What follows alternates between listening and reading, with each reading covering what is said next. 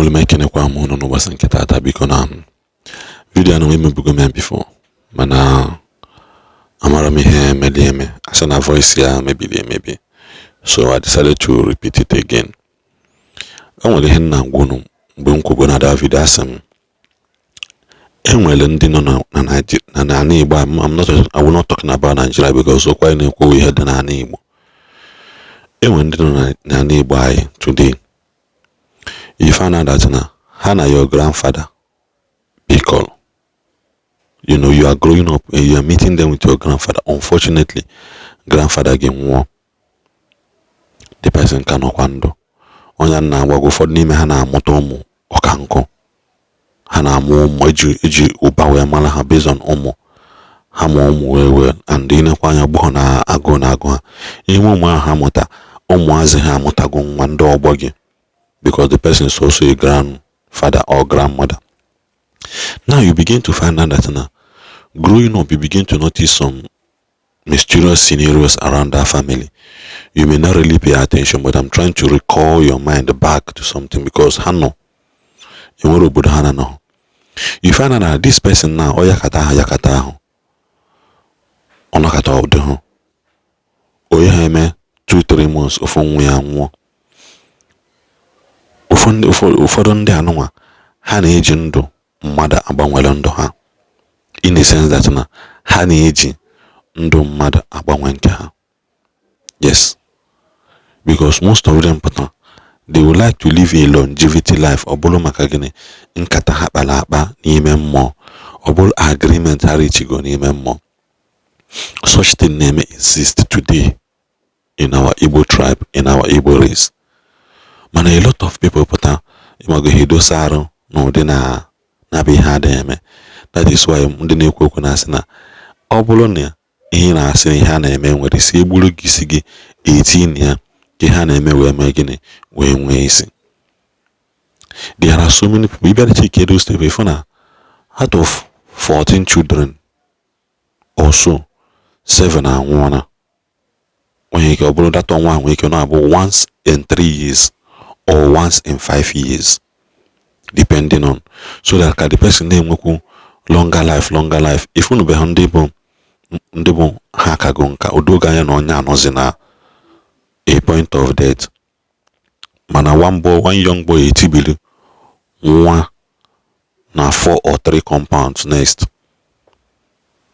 If onya within 2 days, 3 days if ya obakekwa osolobi akwamozi that young boy in one. So I'm not in a way saying this thing to scare you, but I'm trying to let you know that na just like the way ndị mgbe gboo si wee na-enwe trade by barter. Enye m ji nye gị ede, enye m garị nye gị egusi, enye m okporoko nye gị ọkụkọ, ịṅụ ime ewu nwe gị ebini. Ọ na-akwakọ dị na spiritual realm. Enwe ndị bụ ọlụ ha is to to exchange life, to exchange ndụ mmadụ na nke ha so that ka ha wee bi ogologo ndụ. Ọ na-eme it's one of them. Begin to pay attention today. Just begin to pay attention today. You will understand the patterns of what I am saying. Because in nature video share so that konyo look aware of what we are learning. Because obuna man no such thing and then for this our Reverend Father Neoku. Sometimes I will be doubting it man them mad Neoku, but most times oburu hinine kana doubt. And we ndo Kenya about like this. Will anya Kenya Jenny had not been your that in Makwana. Onya one ukwa. 2 things might have happened to them. It's either they have witnessed it or they have lived long enough to know that such thing exists. They have lived long enough to know that such thing exists. So most people are talking from experience and secondly talking from studies. So in the video, share this video and don't forget to subscribe. God one. Afambo Okenye Ukechukwu Osebolowa Reverend Father Fidelis Okechukwu Amudufo Ukechukwu nọ n'ime ogbe na-afụ ihe na-eme n'ala Igbo. Kekunume unu adị mma na ama unu ga-adị mma. Eligite rie echi abụrụ ya bụ na-ebu ọnụ. Jisi ike onye nwe mmadụ. Achọrọ m ikwu gbasara Onwe Ozu. Onwe Ozu. Ị ga-asị kedụ nke Onwe Ozu nwa? Onwe Ozu. Ebe okwu a si bụ na mgbanwe ka esi wee nweta onwe. Ịgba onwe bụ ịgbanwere ihe. Mmadụ nye ji si na achọ ka inye ya mmanụ, anya bụ ịgba onwe. Mmadụ nye gị ewu si na achọ ka inye ya atụrụ, anya bụ ịgba onwe. Nke a ozi Onwe Ozu. Ka ebe ozu si batazi na ya. Ihe bụ Onwe Ozu n'ala Igbo n'oge gboo bụ onye na-anwụ anwụ. Onye na-anwụ anwụ kagoro nka. O nwere ike ọ bụ na ahụ dị ahụ, ahụ abidobere inwe, mana ọ ma na oge agwụwago maka ifu nka ọ kagori nne. Nyanwa na onwe ya ma ọ bụ ụmụ ya eje merie Onwe Ozu. Ya feje welu mmadụ nwa okorobịa ma ọ bụ obere nwa nwoke ma obere nwa nwaanyị wee gbanweta ndụ nne ha ma ọ ndụ nna ha, ma ọ gbanweta ndụ ya onwe ya ma ọ bụ ndụ ma nwoke ma nwaanyị, ọ gbanwere ndụ nke ya. Dibịa agwọ ọrụ ya anya bụ ihe merie ọgwụ Onwe Ozu. Ọ gwasịa ihe ọ ya ewetagasị.